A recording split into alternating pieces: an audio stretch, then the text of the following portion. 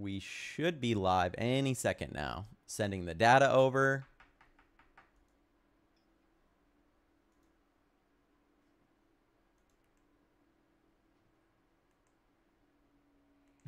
I think we're live now.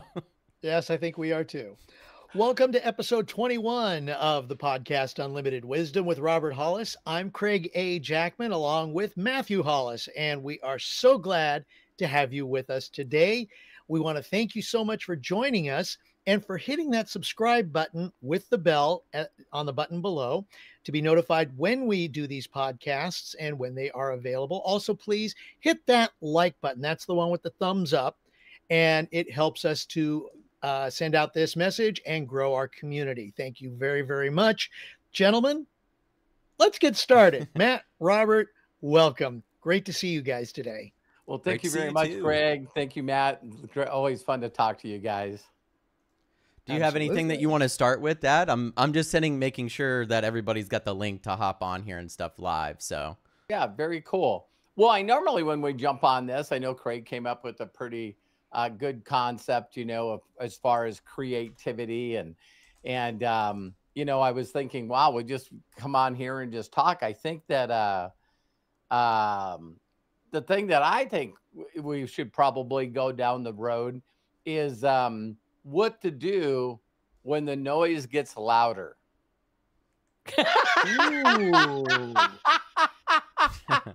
And so now that is interesting topic. Yeah, because I just really think that you know, you go back before the internet and before cell phones, and life was pretty freaking quiet.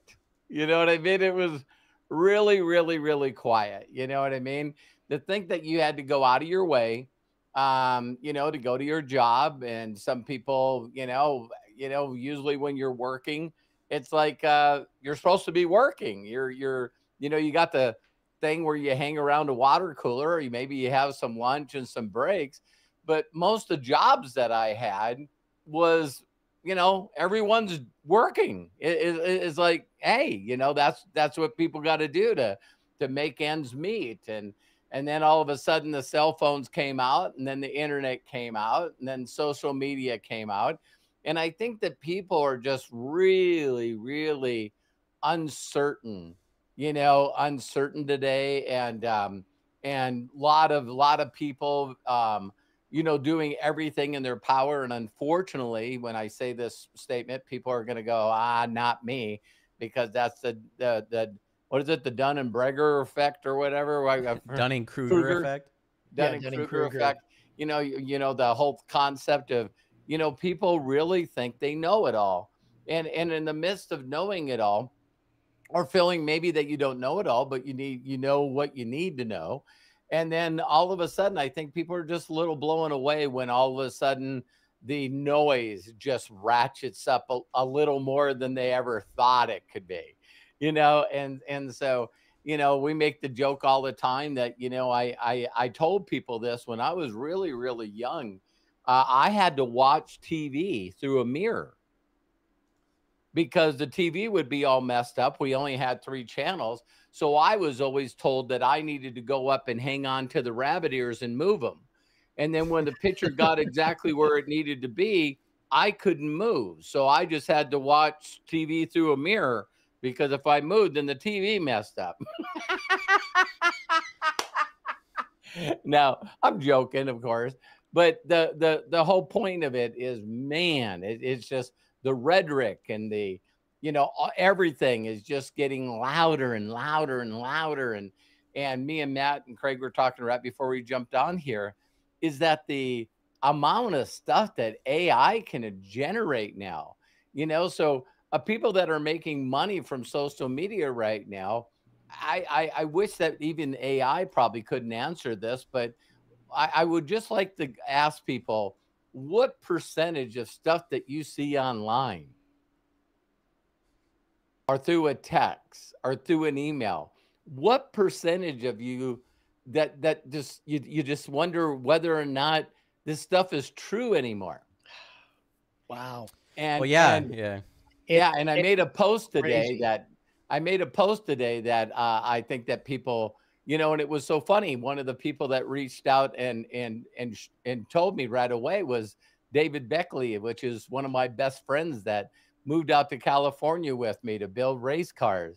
And, you know, I just put, hey, before you post, why don't you think? You know, is this kind?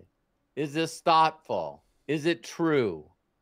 I forget some of the other ones, but it was like Craig, I know, was looking it up, and it's Craig always is. But I never even thought about this. What I could do really quick Is it true? Is it helpful? Is it inspiring? Is it necessary? And is it kind? Yeah. And you know, the hardest thing with people right now is I think that, and when people hear this, that's why, you know, if you're a know-it-all, this doesn't help you at all. I'm a poet and I didn't even know it. But it's like the whole concept is very simply this, is when you realize that you don't know everything and you don't want to know everything, and you focus on what you have control over is your reaction to this stuff, then what you can do is cloud out all the distractions of the stuff that doesn't matter. And, you know, it's easy in this day and age to say something because you're just saying stuff to say stuff. And I think that people are really realizing that, whoa, I jumped the gun and I said something and now I'm getting chastised and I lost my job and my whole life is messed up. And it was like, you just basically posted something before you knew all the facts. And here's the crazy thing. I know a lot of people that are on both sides and all over the world. This is happening and other places. When you hear news from the wars that are going on, or you hear any kind of information from anything, it's like, what is the truth? And one of the things I loved all the time is when I heard the first phrase that, you know, truth has a number of perspectives. There's a lot of people out there that think that they know the truth.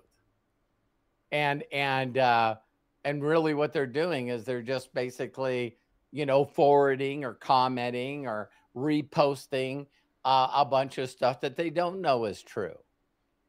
And here's the point that I think that I'll make, and then I'd love to hear your guys' comments, is like, it's like as human beings, we really, really have a difficulty getting caught up in other people's shit.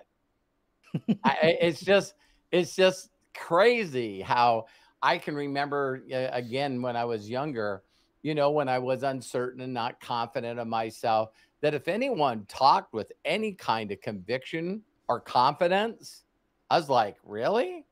Oh my God.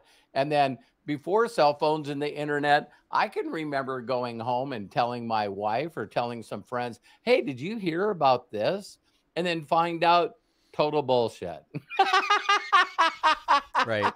And so you guys go ahead and jump in. It goes back to what one of the previous podcasts about when we were talking about bullshit. Yeah. And it's kind of a continuation, especially with some of the current events that are taking place right now with the political conventions, one that's going now and the one that's going to be coming up, and how we perceive these two gentlemen that supposedly are going to represent us in the White House and be the people who also bring people with them to help guide and steer our country. It used to be, and this is another reference to something that I made in an earlier podcast. It used to be that the news was always delivered on fact. Right. Period. So they would leave their opinion out of it. And leave, exactly. When you watched many of the early newscasters, I think it was just straight ahead news. Here's what happened. Maybe one news program had a different perspective in the sense of, okay, here's the angle they took, and then here's the angle they took. But it was always the president said this, or the congressperson said this, or the judge said this. And it was all based on rule of law and fact and events that took place. And if it didn't take place, then there was maybe a little bit of speculation about, okay, if it's true, it's this. If it's not true, it's this. And it's not, and that's the way it was. Then the news got deregulated. Now, of course, this is on my perspective, what I am saying here. Sure.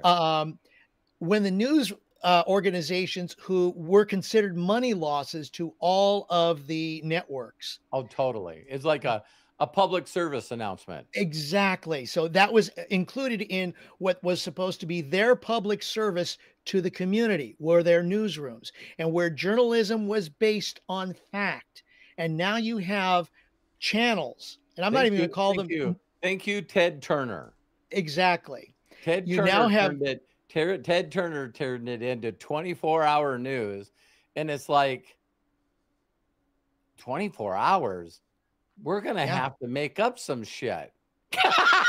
And that's where Fox News came in, because Turner, when he created CNN, it was news. And okay, yes, it was boring. Unless it was a live event that they were covering that they didn't know what was going to happen. Then it was exciting. And people got the idea, oh, we need to make the news exciting. Well, then it's not news. Then it becomes opinion. And that's where you have your CNBC, your Fox, your Breitbart, your Newsmax. And now it seems like CNN is going the opposite direction to counter all this, because now these news organizations have to make money to survive. What do? They try to get the eyes to watch them, and add that with the social media that is there, where people also taking on the fact of, I got freedom of speech. I can say what I want. Well, freedom of speech is only as far as good as how true is it. And the problem is that it's been bastardized since in my opinion, since the deregulation of news. And now we are where we are, is like, no, because my tribe says this and it's not part of what, and your tribe says that, I'm not going to believe what that is because my tribe says this. That's wrong. And people don't take the initiative to say, well, wait a minute, let's actually take a look at it. In a two-party system, it's supposed to be what's best for the community, for the whole, for everybody. It's not anymore. And it's the reason, one of the main reasons, in my opinion, why we have such a big split in the political beliefs and in beliefs of individuals and how we get along with people. Yeah, and it's also the division. The division is never in my life did I ever think that I would see polls on 2 to 3 different groups within the same party. Mm-hmm. It's like, so there's division within every political realm. And so it's like churches, probably people are going to get upset that I say this, but I've always said it. In America, there's over 400,000 registered religions. And you got Baptists, and then, the assistant pastor doesn't get along with the pastor. And then there's regular Baptists, and then they don't get along. So then there's premium Baptists, and then Southern Baptists.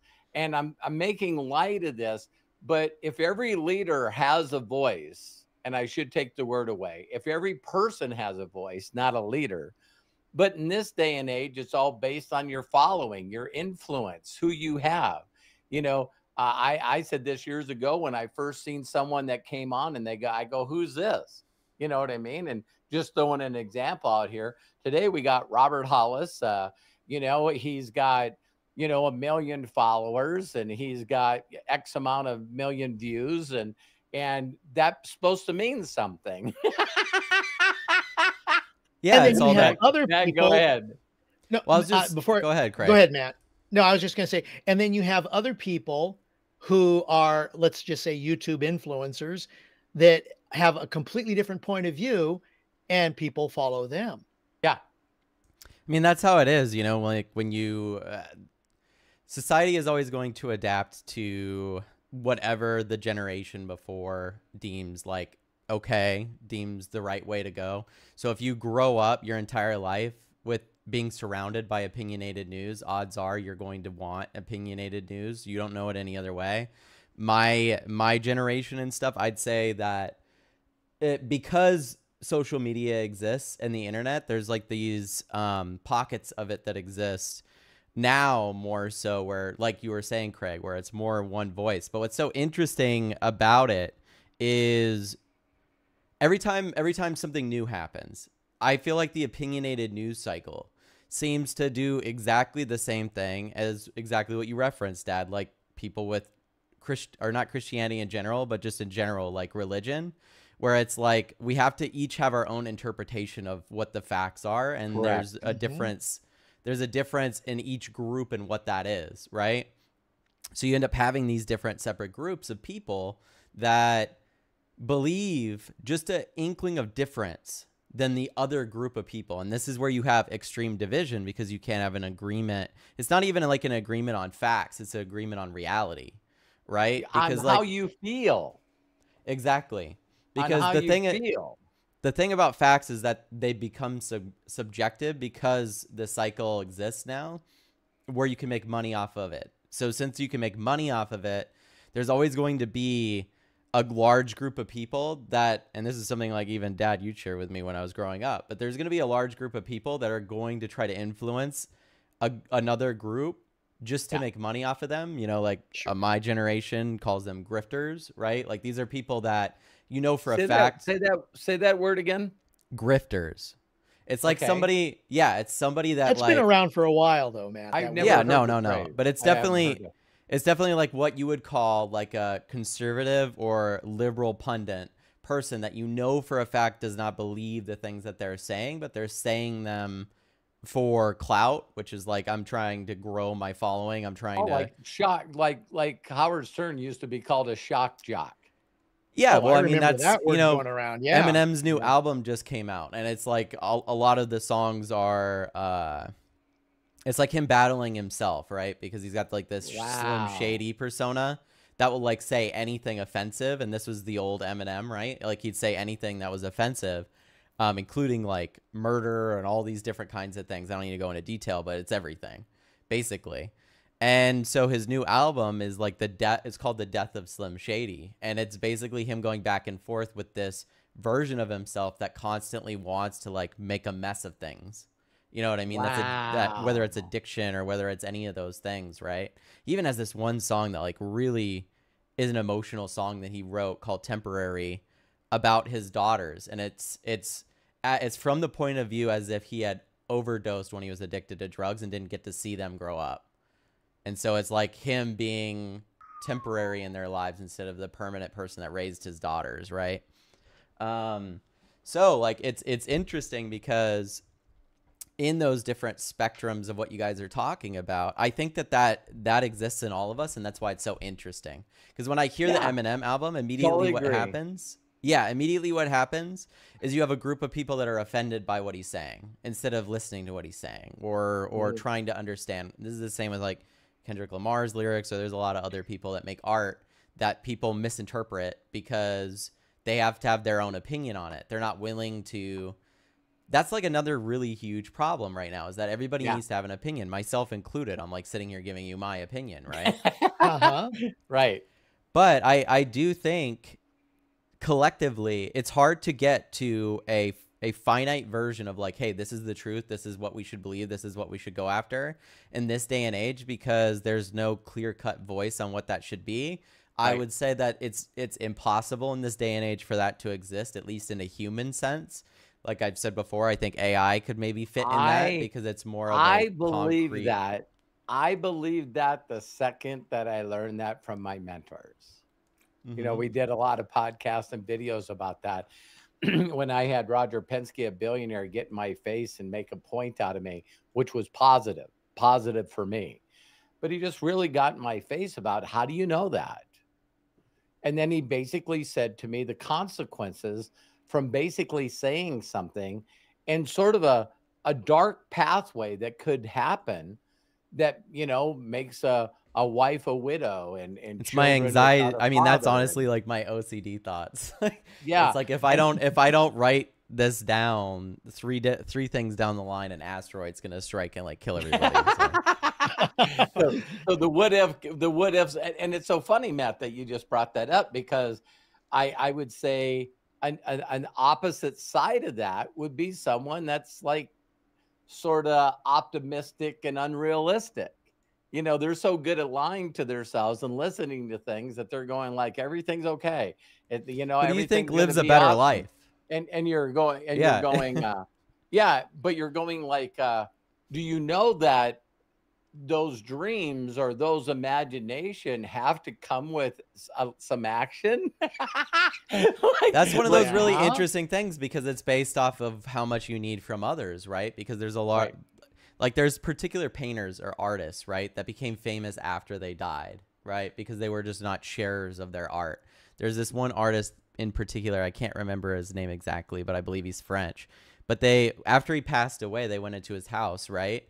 And started tearing doing some changes to the house, renovations. So they start tearing off the wallpaper and realize that he had painted the walls of the whole entire house and then wallpapered over it.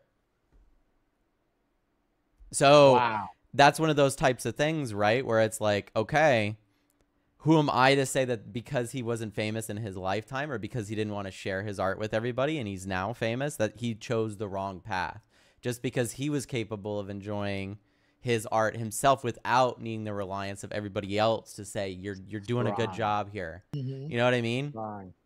And I think Well, that's that a goes really good to place to share it trusting from. yourself, doesn't it? I mean, Well, it all goes back to trusting yourself. It's like, oh gosh, yeah. Matt was talking about this thing. We go back and forth. I remember one time when I first heard that, you know, people have 6 human needs, you know, so we have certainty, uncertainty, significance, love, and connection.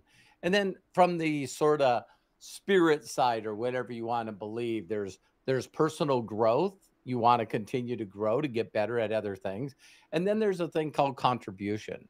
But what I always thought was very unique is that if you listen to the first, it's like, you know, the devil on one arm and a shoulder and an angel on the other. Right. Yes. It's like, so we really truly want certainty. God, or we just strive to just, hey, I hope I'm living here tomorrow. I pray I got food. I pray I got electricity. You know, and that's where a lot of people really get messed up in their lives because they take all that stuff for granted. You know what I mean? They don't have a good attitude for it and they're not grateful for it. But yet on the other shoulder, you got, I need to do some different shit. I gotta, Well, it's a sense of I perspective. gotta Insanely, right? tighten things up, you know? Yeah. So a 'Cause if you majority of the came- time, majority of time you're driving the speed limit and Right. you're on cruise control and you're halfway paying attention. And then all of a sudden someone cuts you off or you see like the roads closing and it's like, why? Well, it's like envy is the thief of joy type of thing, right? It's like you can want something that someone else has, but the reality is that you somewhere along the way you're probably going to get like what you actually wanted. You were just desiring something that you didn't know. And I think that that's one of those interesting things is like the more you're willing to put yourself out there and find those separate things that maybe make you trust yourself a little bit more. And what I mean by trust yourself is like, instead of other people telling you that you are good at something or that you should be doing this thing, that you're actually doing the stuff that you enjoy to do, right? Like the stuff that you do for free. And I think like there's so many, I'm finding this in my own life, right? But I think that there's so many people that are kind of stuck in that loop. You know what I mean? Of like, I trust myself now and now I don't trust myself. And then how do I get back to this place, right? How do I build? And it's like, the truth is like, I never really trusted myself if I was good at doing things for others. My trust, because like, I'm very confident in my ability to help other people. But my confidence in my ability to take what I want personally, that's not connected to anyone else. So like I was saying, like I'm one of those people that's not going to paint the walls and wallpaper over it. That's not how I work mentally, right? Like I love to share aspects of who I am with people. So I'm in a little bit of a conundrum, right? Because that forces you to grow. And to do that, you have to trust yourself. So trust yourself. You have to do some shit that makes you believe you can actually do it, right? But see, getting to that point is as you're saying, is very, very tough, because you rely on, as you've said, you rely on other people to value what it is that you are doing. Yeah. And in order to know the proper direction that you are going in many Right. cases. And that's what people don't understand is, yeah, the yin and yang of it. I think that's what you're going after, Yeah, Robert, no is the yin doubt, and no yang. doubt. Because yes, and let's say the victories and the challenges. Okay. Because how else are you going to know the proper direction for you to go and how to navigate with society? In the case we've discussed before, you may have been raised in this particular culture that believes in this way.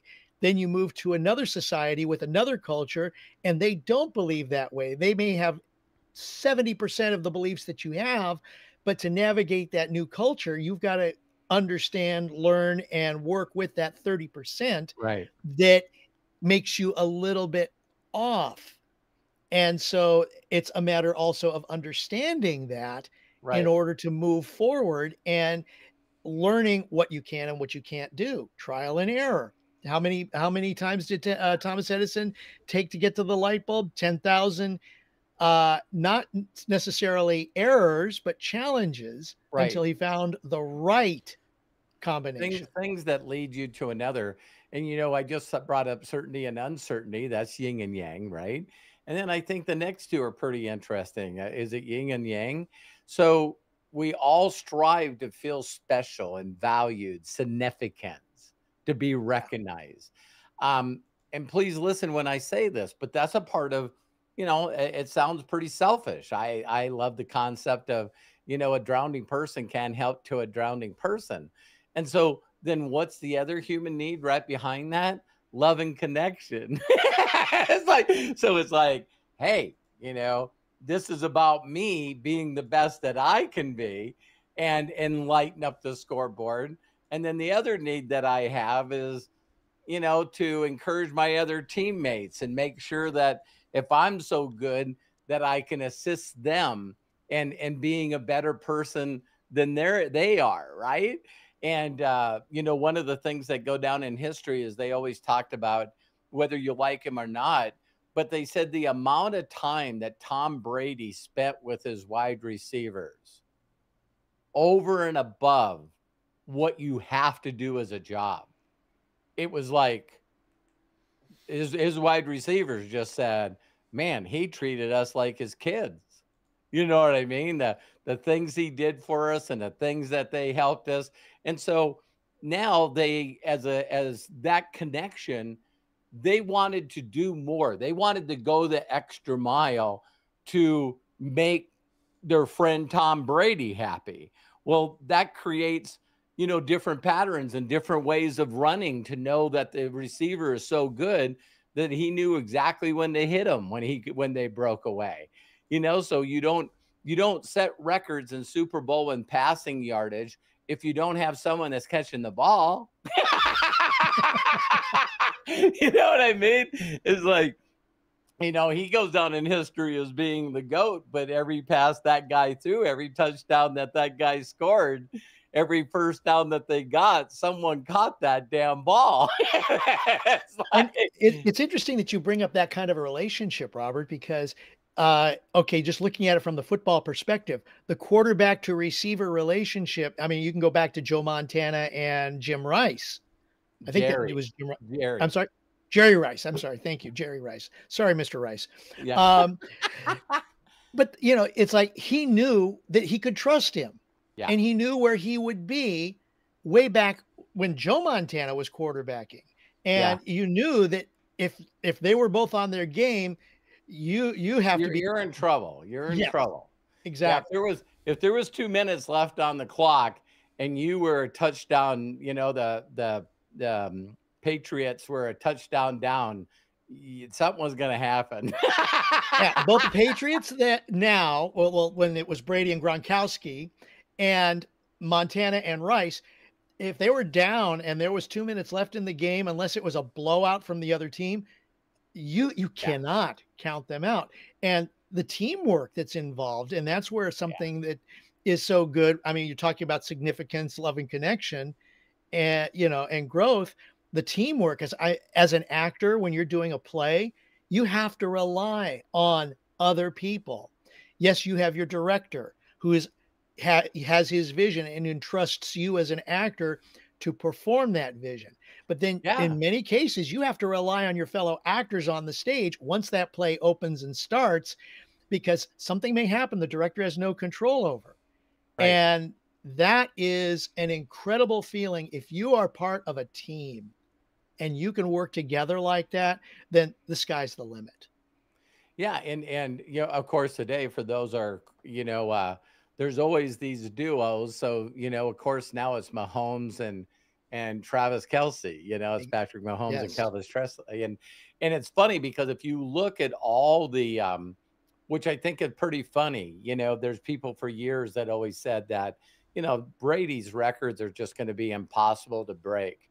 If you look at the yards and the touchdowns and the Super Bowls at the same age Brady was to Patrick Mahomes, he blows Brady away. Mm-hmm. And so all he's got to do is stay healthy and those records are going to drop, so it's but it's pretty crazy. It's just pretty interesting right now that I think that for people, if we're talking yin and yang, what are you guys' thoughts? I just got like a cool download here. How about yin and yang as far as listening to the noise and allowing distractions to happen in your life to fuck this, I need to get focused. I mean, it's interesting because it can be different based off of what you're doing with your life, right? Like, True. What's so interesting about being a storyteller is that a lot of the times you become an observer of the world. And when you're observing the world, that's sometimes like the best time to get ideas. Like a news article will come by and it will click, or whatever it may be, right? And it's funny, you guys talking about football and stuff. I'm like, this must be what it's like when me and Craig are talking about movies, because I'm like, I hear Montana and I'm like, I grew up in that state, you know what I mean? But I know it kind of, you know what I mean? But I wasn't Right. part of that world, nor have I ever been. But it is really, really cool to be part of a group of people that have a focused goal, or at least share like some forms of focused vision. Because of course, you'll hear about these amazing groups, and it's not just in sports, right? You'll hear about these amazing groups of entrepreneurs that just so happen to all be friends around this area of time. It's like, it's interesting how Silicon Valley just happened to be the mecca of all that stuff happening, right? And it's really interesting. You want to talk about people were going when they showed that in, what was that called? Math. I thought it was called. It wasn't called Silicon Valley. Wasn't that Silicon the show? Valley. And so here they are. Pied Piper. They're going to go out. But it was so hilarious how they went from venture capitalist to venture capitalist to venture capitalist, and they were all like, high school reunion. It's like, hey, Matt. What are you doing here? Hey, Craig. And it's like, what are you pitching now? What am I pitching? It's like everyone's like still getting drunk every weekend. No, it's like, yeah. because then you could say too, like a lot of those groups are, it could be a boys group or whatever it may be, to a certain extent. But it's interesting because like you do have a commodity or a camaraderie in the sense of like what we're building and what we want to accomplish while we're here. Right? Like if you have a bunch of archaeologists around, odds are that's all you guys talk about most of the time. That's what you think about. You're excited about race it. Cars, if it's architects, right? Exactly. And that's the thing is like finding that group that you're like excited to sit down with and talk about the shit that excites you in your life. Going back to trusting yourself and like knowing what you want to do. That group will facilitate the best ideas and push you in the best direction to accomplish those things, right? And that's one of those things too, is it's like you can have a group that's excited about personal development, right? That they'd mostly just focus on that. You were talking about earlier, the people that only focus on the positive, right? Sometimes it's not a bad thing to have a group of people that does that, just because it's so easy to think that way yourself. All the stories, all the success books that I've read and people that I've heard, you really truly become a product of your environment. You become who you hang around. Yeah. And You know, there's so many people on the planet that, again, will disagree with that. You know what I mean? But if you're hanging around a bunch of people that just think that they're getting the bad end of the stick, or they were dealt a bad hand, you know what I mean? And it's so amazing when you hear like a Morgan Freeman or a Denzel Washington, you know, where all of a sudden they can ruffle a lot of frickin' feathers when they stand up and just say, listen, I grew up in a bad neighborhood, and every day I found a way to think on how the fuck am I going to get out of here? You know, it's like, and that's why I think it's so funny when you, funny, not funny. The word is like inspiring, that you constantly just see male and female, different religions, different races of every country on the planet. What was that movie about the, you know, the kid from India or whatever that sort of broke out? Slumdog Millionaire. Slumdog, yeah. Slumdog Millionaire, yeah. And I just love that. You know, I'm addicted to that. I'm not addicted to noise and distractions. You know, even though there's some people on the planet right now that feel what's happened in the last week is really nothing. It's just another day. It's like, you know, if someone takes a shot at someone, why do they care? Why, you know, there's people trying to figure out how to get food in their stomach and how to get shelter that night. You know, they don't even know what happened. They're so disconnected because of no internet or no TV. They're unaware of the things that distract and keep other people from living their best life. Well, it's interesting because like when you say that too, Dad, I always think to myself, like the people, like we talk about realizing and being grateful for what you have. And you shared that a little bit earlier. I think that hits on it. If you have enough free time to think about this shit and complain about it, and you're not thinking about how to get food in your stomach, how to get a roof over your head, listen, dude, you have a lot of free time. Like that's the thing. A lot of free time to figure out what you want to do, what you want to be doing. And I'm not going to sit here and say I haven't fallen prey to that consistently. It's like every other week I have to pull myself back out of that noise, right? And sometimes I like the noise. Like sometimes I enjoy being part of that group of people, right? And engaging with other people. But I'm always trying my best to stay on the optimistic, positive side of it, at least with where we are now, because I'm fully aware that if I allow myself to be in a group of people that are constantly talking about how shit everything is, that then what ends up happening is I wake up every day thinking, the fuck is the point of doing any of this? You know what I mean? Yeah. Like it's all for nothing. You know, it's it's an interesting thought because it influences you. It really truly does. And you know, you know, just because like you know, when we talked about the 6 human needs, here's another one that goes from selfishness to not selfishness. So the needs, quote unquote, of the spirit or the soul is growth, and the other one's contribution. Well, that's, you know, think about it. When you're really focused on how you're going to develop yourself emotionally, intelligently, spiritually, when you're really focused on that stuff, you're probably not much of a contribution person at that moment in time. So all of a sudden it goes into yin and yang. Because for me, when I feel like I'm a personal development junkie, man. I want to get better. And here's a phrase that came to me today in my quiet time is when people say to me all the time, your mom, my wife, Terry, said this today. And she said, would you do me a favor and ask AI?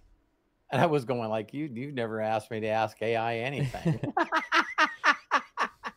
and here's what she told me to ask. What is the best things to say to an individual to get them in your business? And so AI said this: when you're getting an individual interested in your business, the key is to be authentic, compelling, address their needs or interests. Here are the steps to follow. Identify their needs. Ooh. Okay. Yeah, this is like any marketing. Like if you read Ogilvy's book or any of the old fashioned marketing stuff, like pre social media. You know what I Yeah. mean? If you thought about how ads worked, right? Is it was always that was always the case. And social media has made this more so like I could flip it now and say, Yeah. I can get you to want something before. Yeah.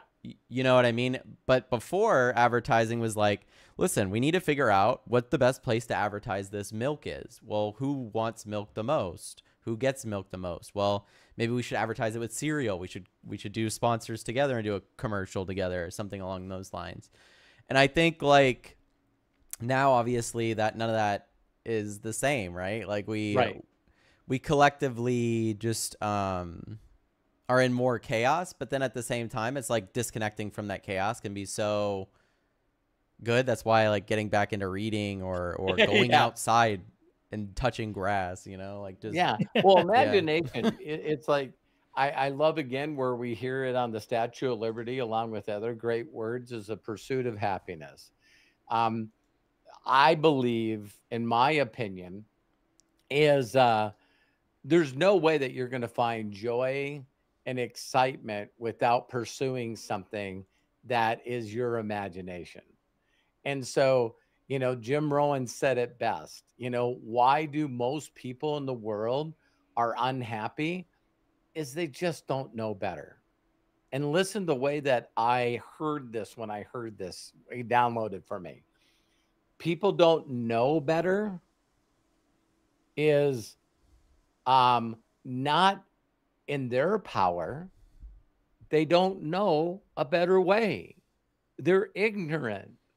It's not that they, so when you tell people, well, they don't know better, when you say that about a child, you're doing it in a reference that they don't really know. So you give a toddler a glass and they grab a glass and they go, woo! And it's like the water comes out and everybody starts yelling. And what are you doing? They didn't know by doing this and being excited. They don't know they're pouring the water out or the milk out. They don't know. So when I thought of that majority of the people on the planet just don't know better.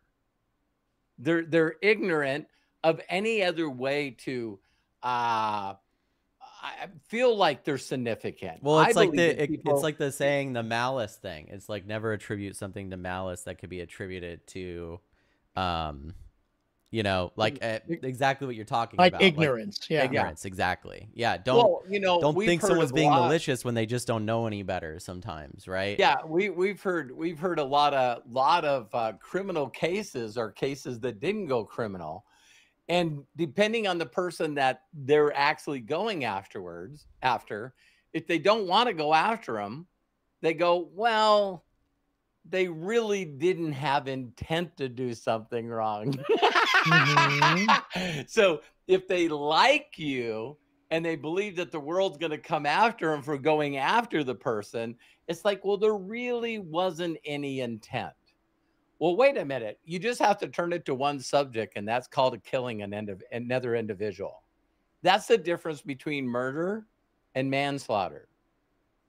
Because manslaughter is there was no intent, zero intent. I'm going out to kill someone today. No, you made a bad decision. You're texting someone on your frickin' phone, and you went across the yellow line. You killed somebody. See, there's no intent. That's murder. No, murder is, I'm going to kill this dude.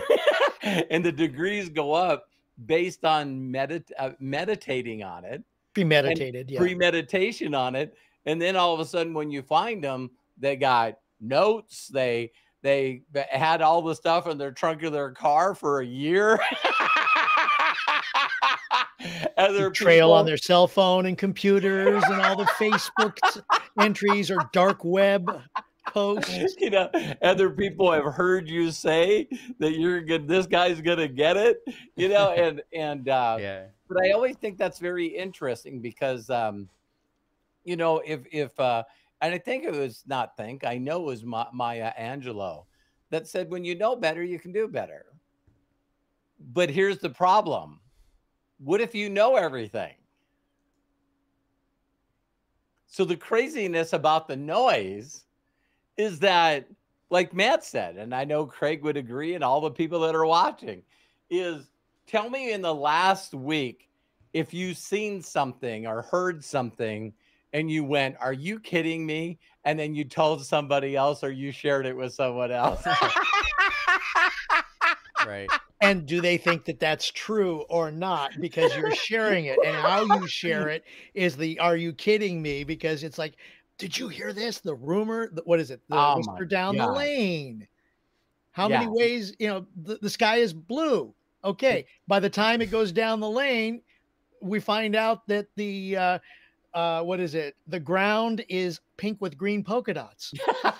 Matt, what's with your in your world connected to AI and Reddit and those paying attention to that? What is the example that people use in this day and age when me and Craig talk about telephone? You know what I Like mean? whisper down the lane Yeah, when we type say stuff. whisper down the lane, what do people call it today? Just rumors? Yeah, I mean, I guess it's the same, like there's like human beings love rumors and drama. There's no way to get around Oh, it. It's a part of our social structure, come on, and there wouldn't it wouldn't doesn't be all matter the how big or how reality small you shows. get. Yeah. Yeah. There's always rumors. If you didn't have the internet and you didn't have the even telephones or say worldwide news or anything, then it'd be like, oh, what's Joe Schmo done in the town or whatever. The drama would be Right. about him, right? Now we've grown so big, but our minds have not, that we perceive, and when I even said earlier, touch grass, we perceive the internet as the actual world, as like this reality world, when like you step outside and it's just not that way, right? So all of Right. this big news happens, and immediately in all of our minds we go, riots, civil war, all the other things, like who knows what's going to happen right now, right? And you go through all these things in your mind, and then you get your dogs and you take your dogs on a walk and you go, it's the fucking internet.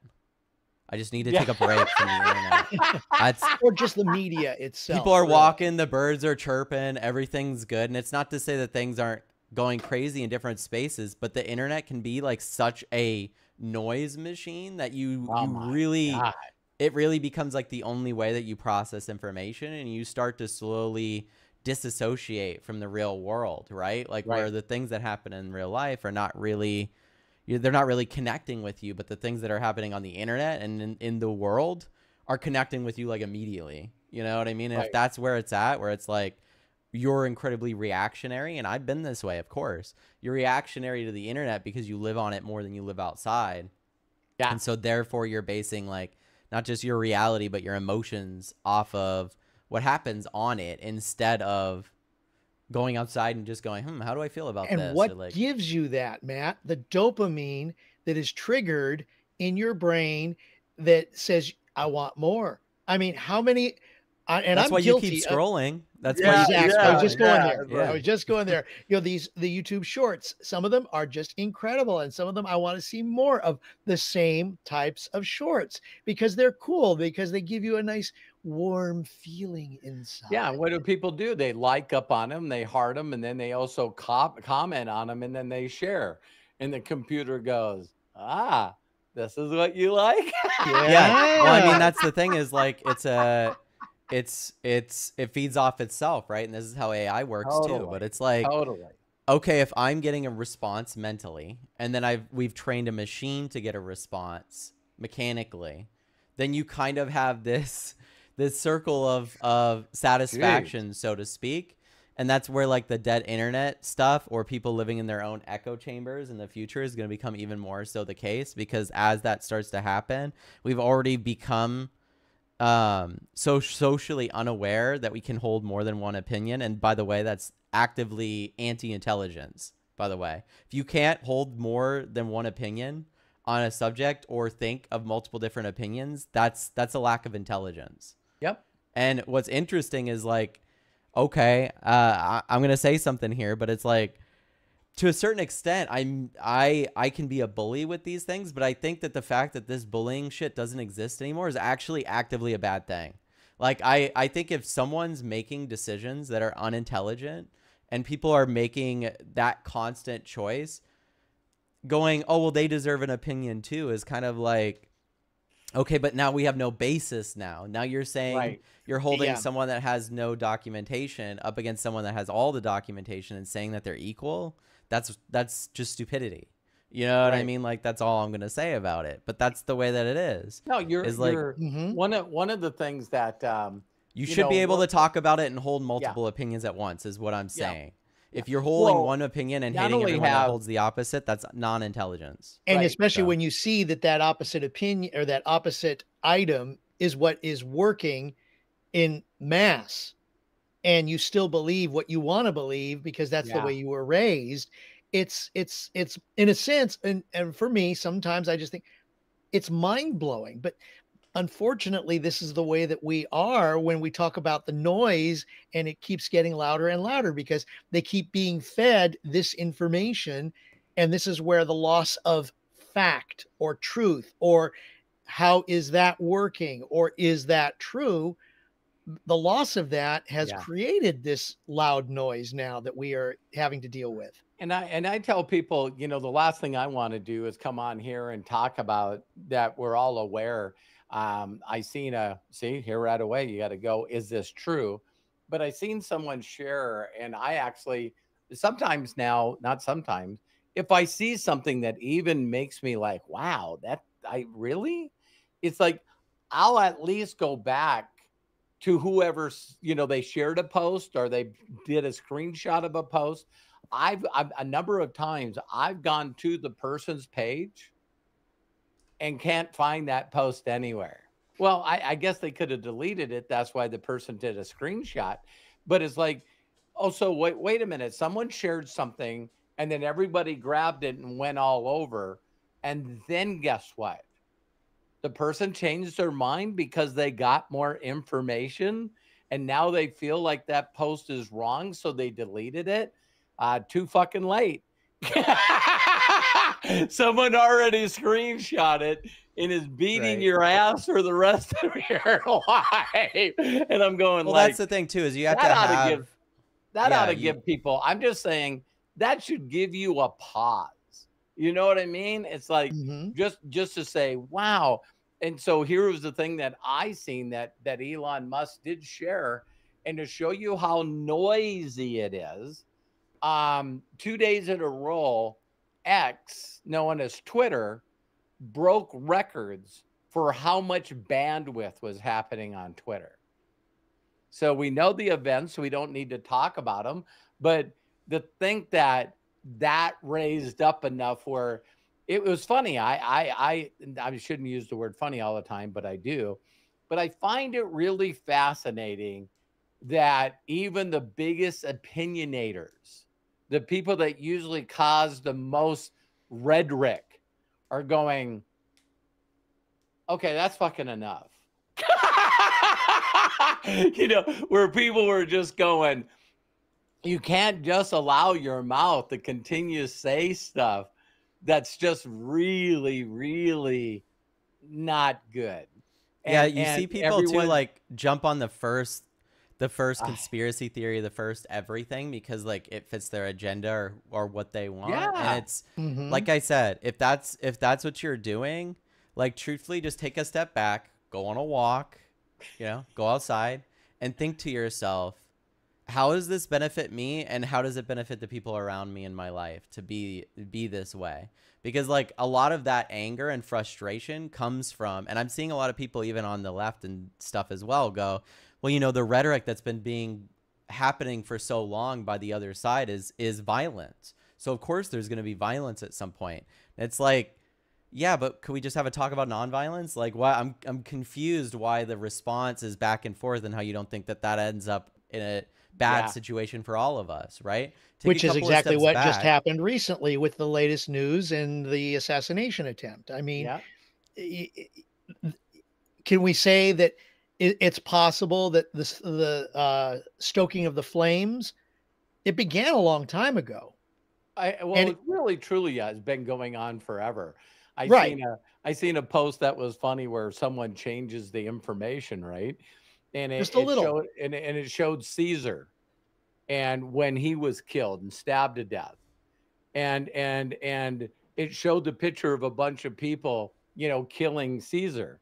And the thing that said underneath it is there was a bunch of people unhappy with Caesar. It's like, whoa, you know, it's like, you know, because one side tries to make it less than it was, while the other side is trying to make it more than it was. And it's like, and the millions of different, because I know now that people trying to get significance go, because I've learned this in trying to help people be better people.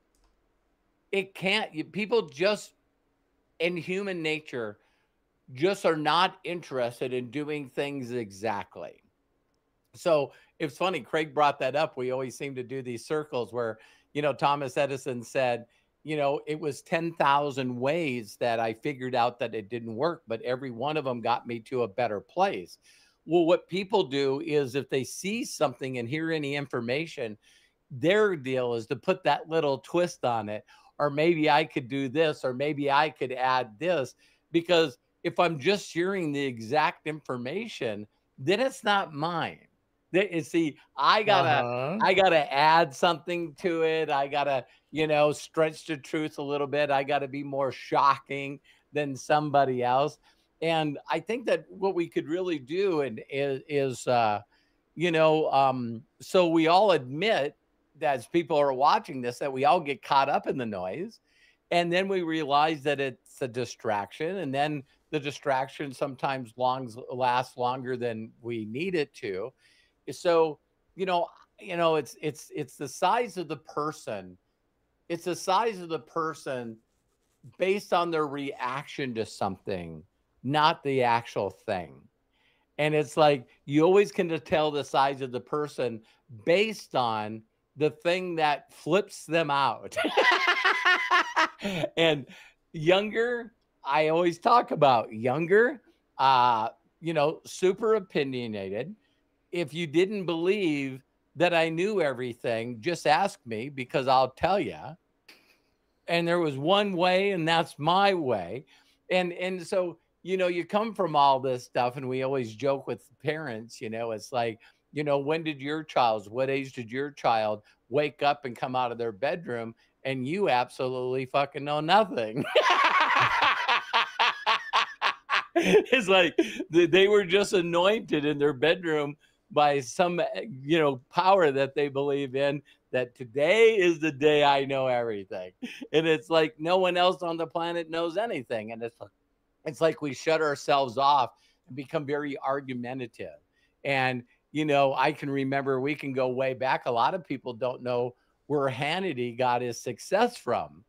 And there used to be a lot of shows when Craig and I were younger, and it was point versus point. Like counterpoint? Yeah. So the things that got that exists now, but you can't understand anybody because they're screaming over each other. So those still exist, but people's the other one was left, right, center. And it's 100% one way or the other. So it's like, if you are pro this, then you're pro genocide or whatever. Yeah. People don't know the counterpoints to Hannity back when he first started, and that was Combs. You know what I mean? So it was called Hannity and Combs, or Combs and Hannity. But you always had his friend that had glasses on that was going, dude, you're a nutcase. It's nothing like Who would have thought? All you had to do is get rid of the guy that sat next to you that said, actually, you're a nutcase. And then things changed, right? All of a sudden the ratings start going up. Yep. And so, you know, why don't we finish off this podcast today, since we're all admitting that we sometimes get caught up in this stuff because we're human. Matt already brought up a number of times about, hey, just walk away, go outside, right. You know, do something. Take your dogs on a walk. I think it'd be really, really cool for both of us to say things that, because I know, without getting into what I do, I'm just very aware on how I feel. And I am very, very good and will continue to get better. When I know better, I'll do better. But I know exactly the things that can change my emotions and how they can change fast. So you got to be conscious of being in the wrong frequency, energy. The best way I've heard this is Esther Hicks. She was talking about, and again, Matt probably remembers this, but maybe he doesn't. But there used to be a day when there wasn't any FM radio. So AM radio was something that really, truly was within a 20-mile radius. And so if you're tuned into your favorite AM radio and you decide to go on a road trip, you would lose that channel very, very quick. And then, of course, it went to FM channel, right? And all of us have been very, very funny where we're, how many movies or scenes in movies or even in books where we've seen this thing where you got two people in the car. And last one I just seen was, Eddie, the new AF, Eddie Axel Foley, Beverly Hills Cop. And it shows him and another person that's sitting in the car. And that one person's listening to something and his daughter. And then he goes back to the other thing. And it's like, that's garbage music. You know what I mean? No, I like this. And they're just going back and forth between the channels.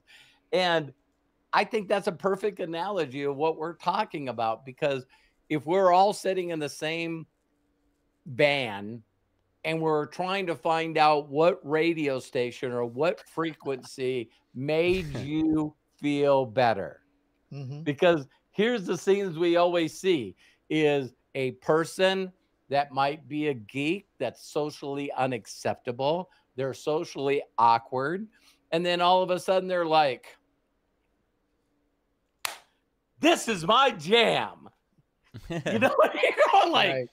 What the hell is, it's like, hey, to be aware enough that you're isolated, that you're not talking to people, that you're following the noise, that you're constantly, you don't feel good.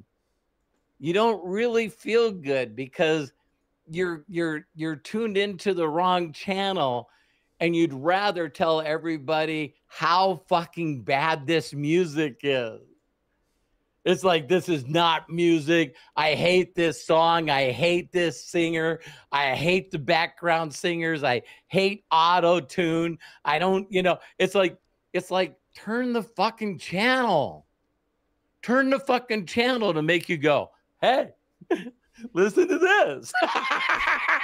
Robert, Howard Stern has said that, and so has as a radio personality, and so has even Tom Likas, for those people who remember him.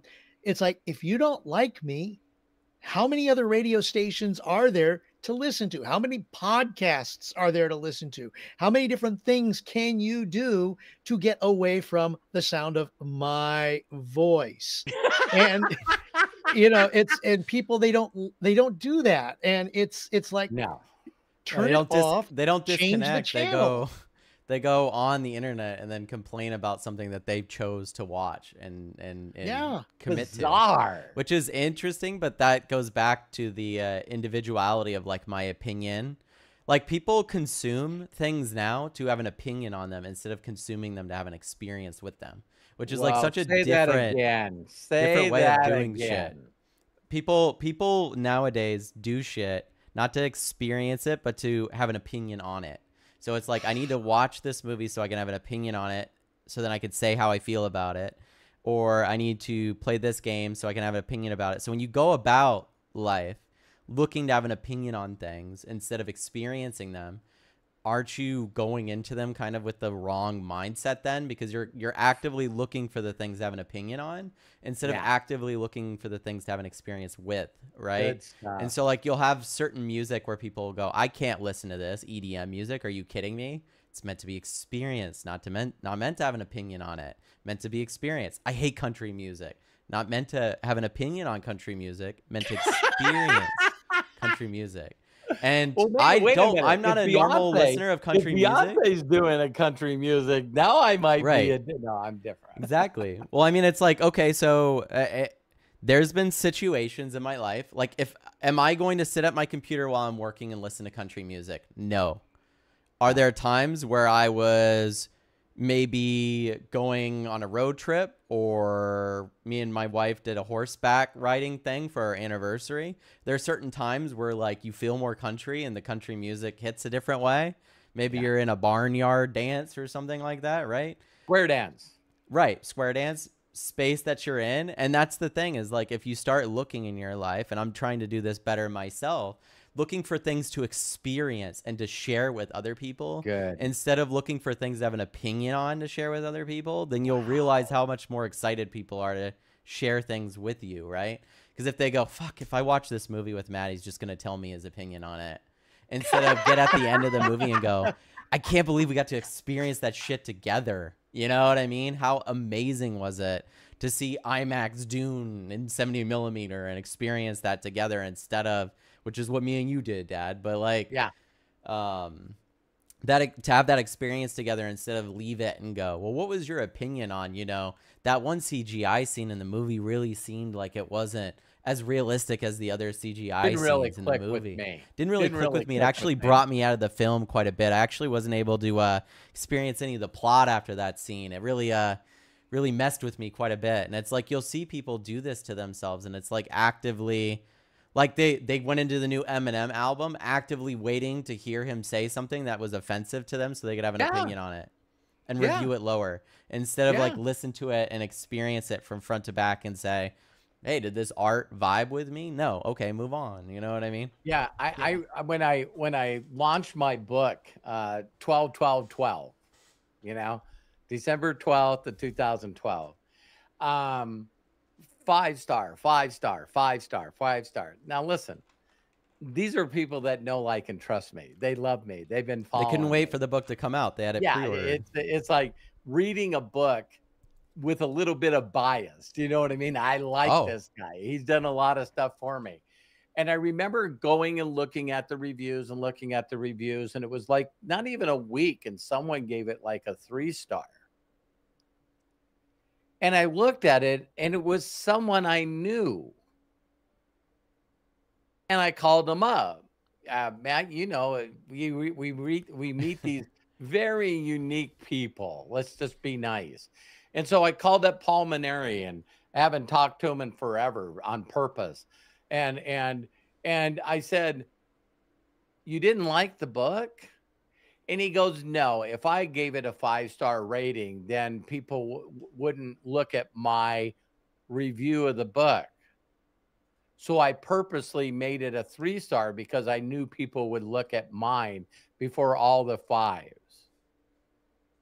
And I was going, that's one of those phrases where, hey, when people tell you who they are, fucking listen.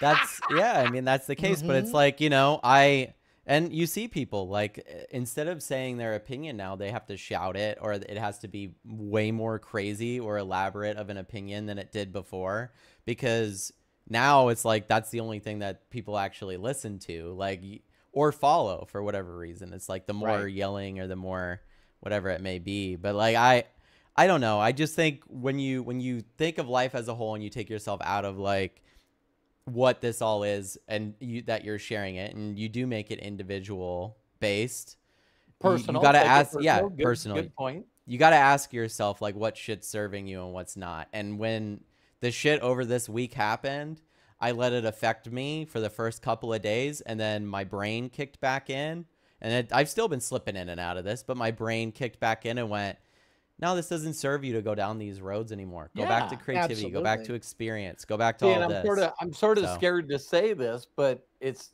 really, truly honest. It's like, God, I don't fucking care. I do have the ability in my mind to go, you know, a guy taught me a long, long time ago. You know, it's like I create my own reality. I create my own little world and the way that I feel about it. And so it didn't take long for me to have, you know, Kyle came out of his bedroom and said, did you hear? And I have to admit that I was shocked. I thought, nah. And I turned on the TV and there it was. And honestly, I'm not saying I'm any better than anybody else. I'm just saying that, you know, I know better. I know better. And so I just ask questions to myself. It's like, how is this relevant to what I can do for the rest of my life? And of course, a mentor taught me years ago that it doesn't make a difference who's running the country. I'm able to create my own economy. I'm able to create my own world. And there's a lot of people that get pissed off when I want to put on my oxygen mask first. People get really, really mad at me, and I've had people call me out on it. And it's like, you need to care about this shit. And I'm going, no, I don't. No, yeah. Or at least the not funny at the thing. moment until I've thought about it. And I don't have taken to in care the about it at facts all. Of Yeah. whatever it is. Right. And that's, yeah. And that's bringing that noise level down, at least individually. Yeah, the because- forcefulness by other people to tell you that you have to care about one thing or the other with your life that you're given. If you don't, like, how far are you going to let that go? You know what Yeah. I mean? How are you going to let that go to where you live, to what you do for a living, to how you interact with people? Like, you really have to, like, stop shit like that as it starts instead of let it consume who you are. If someone goes, hey, have you heard of this? And it's like, well, no, I haven't. It's like, well, don't you care? Don't you have an opinion on it? Don't know anything about it. I don't. You know, Yeah. move on. I remember the first time that I heard Abraham Hicks say this. And when she said it, it just made my heart swell. Really, honestly, made my heart swell. And it's like, imagine me doing this to Matthew. Matthew, I need you to be and act and say and feel a certain way so I can feel better. Do you realize how fucking selfish that is? Man, I need you to give a shit about this subject that I feel about. There's respect for people, but you also have to, yeah. You asking people to care or think the way you think or be the way you are is you being fucking selfish. Yeah, I had that in a business meeting at one of the company that you and I used to be in, Robert, where I was the lone person because I knew better, and everybody else around the table, they voted, they voted opposite me, but I had all the facts, never mind the fact that I presented them, and they all looked at me. It's like, why are you saying this? Why are you doing this? Because I know, and I've researched it, and they were pounding me on that. Yeah. And it was just like, okay, fine. You know what? So the vote is 6-1 in the room. I'm going to still keep my no vote, but if that's the way you guys vote, then go for it. They were very incensed at the fact that I wasn't going to go along with what they believed. And well, if you've seen 12 Angry Men, it was incredible movie. Similar to what you're talking about. I was going to say, if you've seen 12 Angry Men, incredible film. Oh, wow. Yeah. Yeah. Incredible film about 12 guys in a jury, and they immediately go in after this.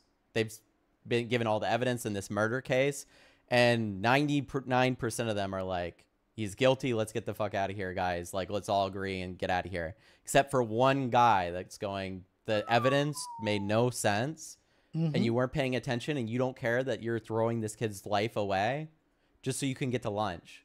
So no, I'm not going to agree. And the whole movie is about that. It never leaves that room, really. It's just him communicating with the other people in the room and trying to change their minds about what they actually have at stake, because it means nothing to them, right? But for him, they just want to get it done and over with. That's over with if you all collectively agree that he's guilty, right? And that's what's happening today when you think about it. It's again, going back to the facts. What are the facts? What is true? Like, and people don't want to realize too. Sorry to interrupt you, Craig. When you brought that up, Craig, here's something that if I've ever had pushback more in my life about one thing that I bring up to people is, and me and Matt have had some of our most emotional disagreements and arguments about me pushing him that he didn't fucking know the facts. thought he knew the facts. And I remember there was one time where Matt was like, he called me out on it on an emotional level. And he goes, so basically what you're doing is you're challenging me on the facts, but basically what you're doing is just challenging me.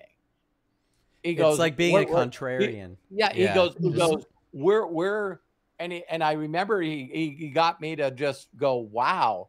And he goes, so you're not aware of the thing at all. I have done some research on it, but you just want to combat me to figure out whether or not I know the facts when you know nothing about the subject. What the fuck is that doing? Why? We've all done that though. Yeah. And it's like, and then of course the other funny one is when you know that you're wrong, then you just basically tell the person that you misunderstood them. Well, I've made this joke in the past, but we all have had that classic moment. Yeah, we've all had that classic moment where you're in a debate with somebody or you're arguing with somebody. Maybe it's not even that serious. You're at the dinner table and it's like, nah, look it up. And then they like grab their phone and you see them look it up. And then they're like, well, they just changed the subject to something else. They're like, it's like, shit. Okay. I know that I was right then. Yeah. So significance again comes with you standing your ground and wanting to be a right fighter. And instead of being happy, I had such great mentors. One of the first times that I ever heard this, and I haven't said this in years. And he said, this is what he said. You know why a majority of the people are struggling and no area of their life whatsoever is what they dreamt it to be or imagined it to be. And he says, because people would rather be right than rich. People would rather be right than happy. People would rather be right than fulfilled. Yeah, temporary relief. Yeah. And so it's that moment in time that you'd rather be right than be open-minded and hearing a different side. But the one thing I was going to say about Craig's statement is, and of course, this is my thoughts, Craig, not yours. When someone starts really drilling in and going, but people don't know the facts, that's usually a person that believes that they know the facts. Right. It's just what we do. The reason that things are fucked up is people don't know the truth and know the facts. And it's like, you don't either. Well, I think it's you learn too, like how to communicate with other human beings. It's like one of those things that, like, as I've worked on myself, Dad, you can attest to this. I'm very like bullheaded in my own ideas most of the time. I'll say like, this is the right way. This is the way it's supposed to be done.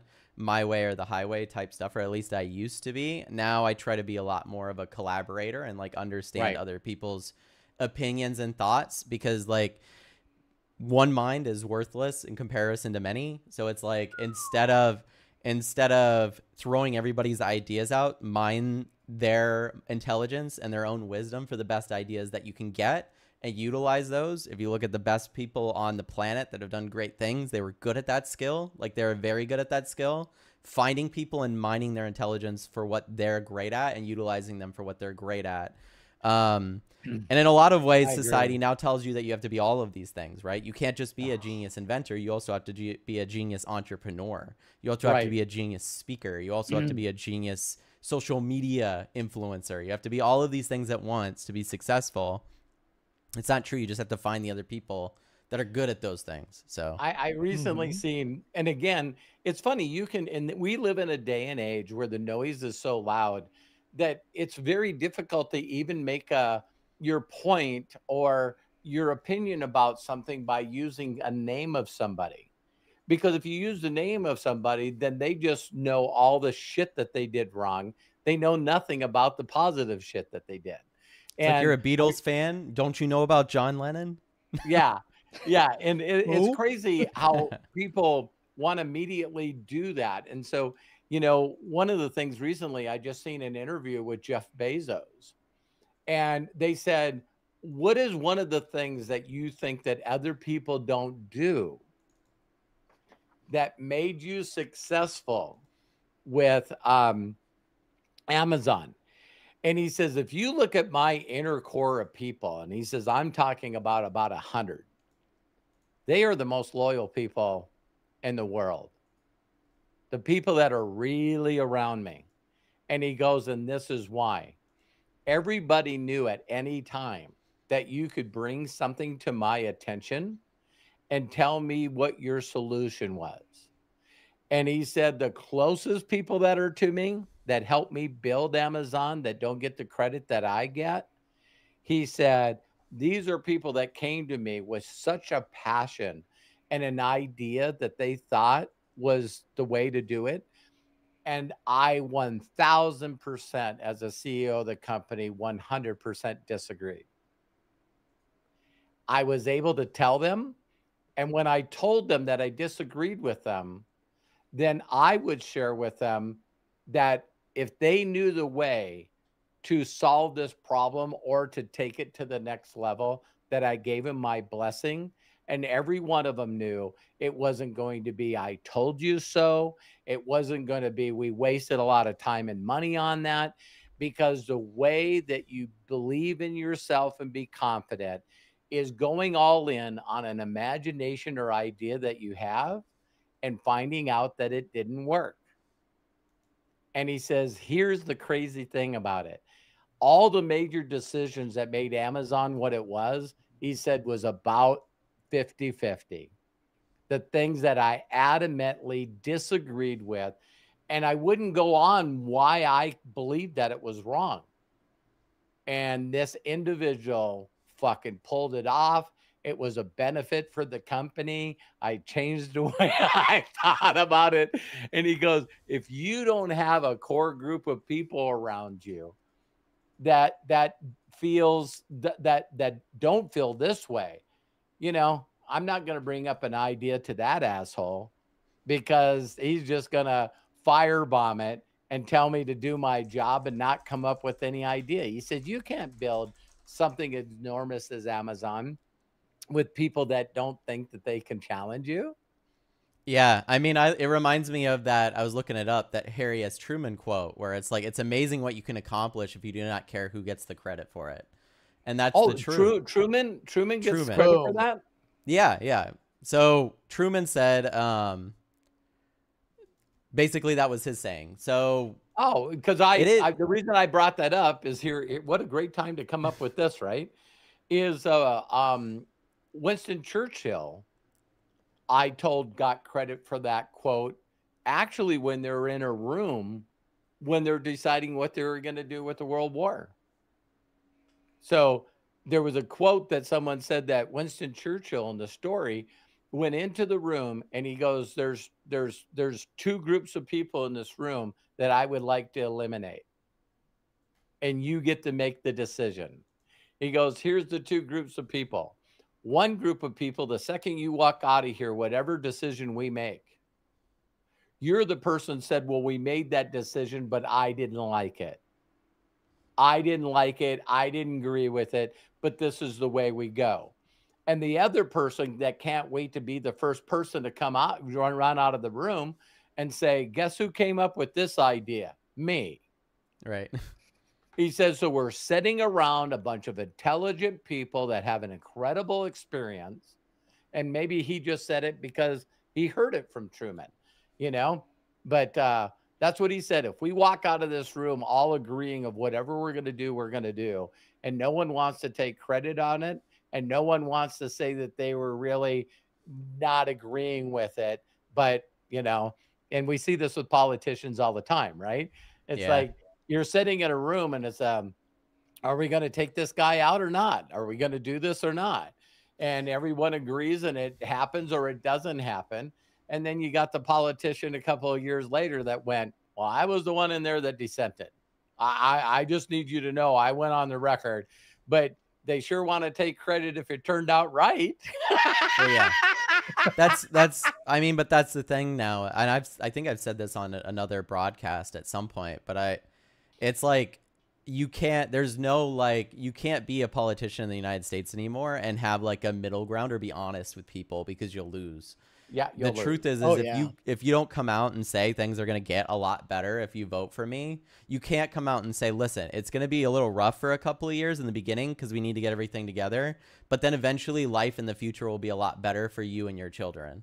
They'd be like, nope, I'm voting for the guy that tells me it's going to get better right when he gets in There's that office. instant results versus You know what long-term I mean? Yeah, thinking, and that we had on the last podcast, Right. because people, they want it now.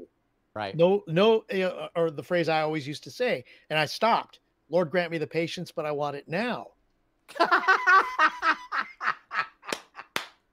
That's good.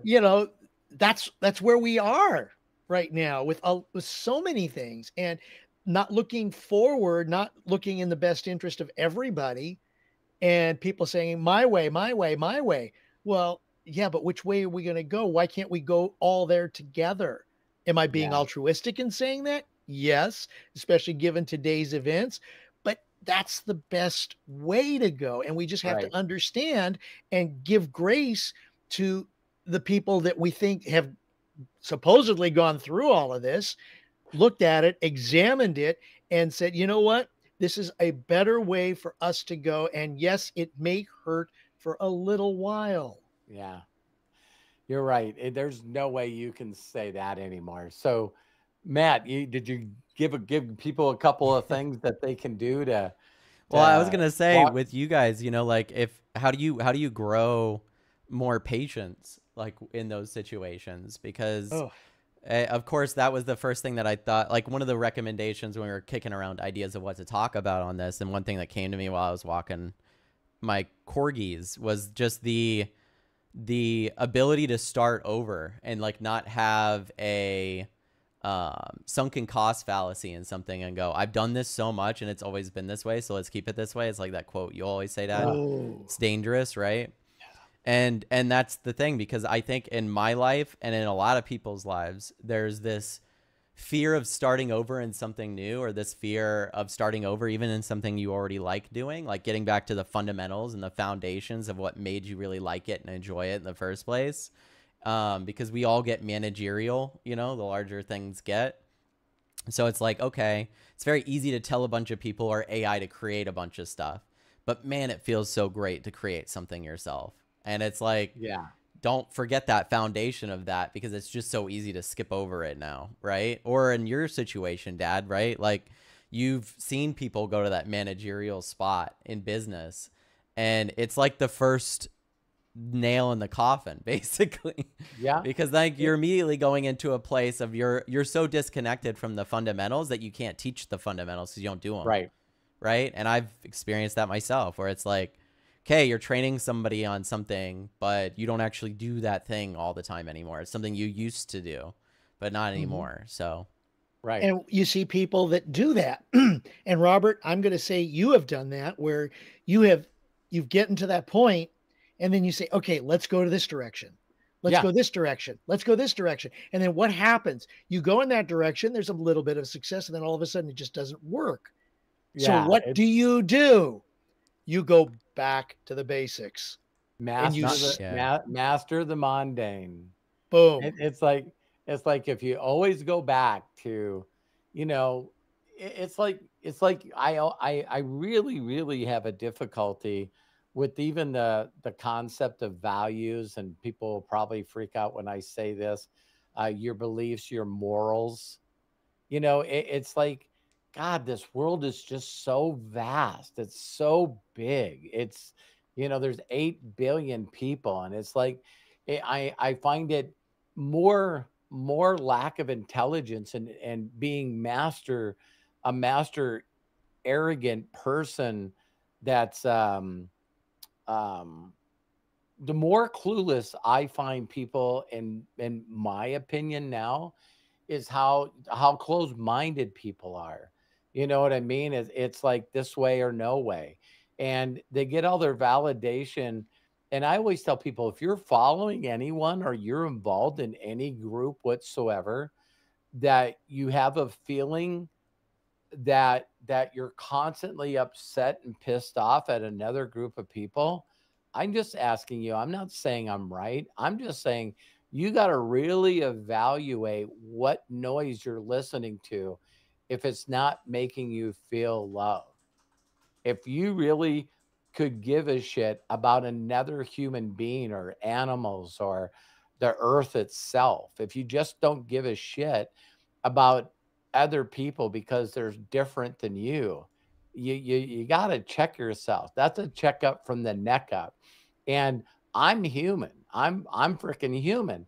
And sometimes I can see people with different beliefs or different perspectives or different values or morals, and I'm very ignorant of the environment that they grew up in.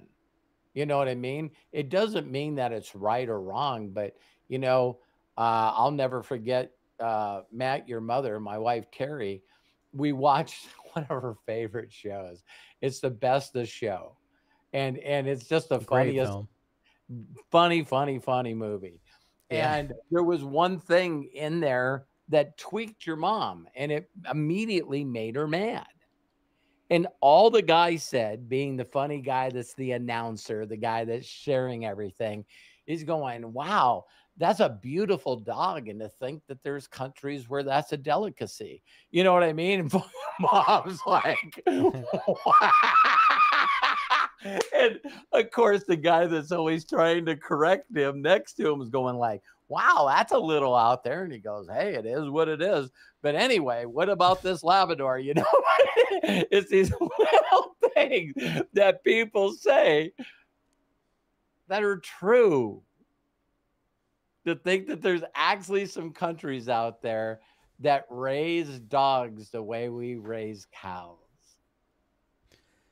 It's just, you know, and who's the person that gets to step up? You know, we used to have a friend that used to visit us in Georgia.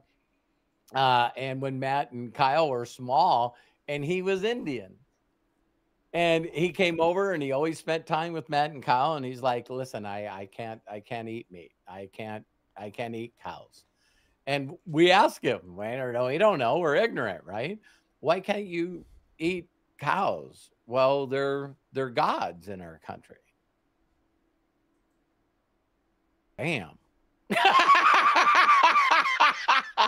I've been to Thailand and I've been to China and I've been to the Philippines.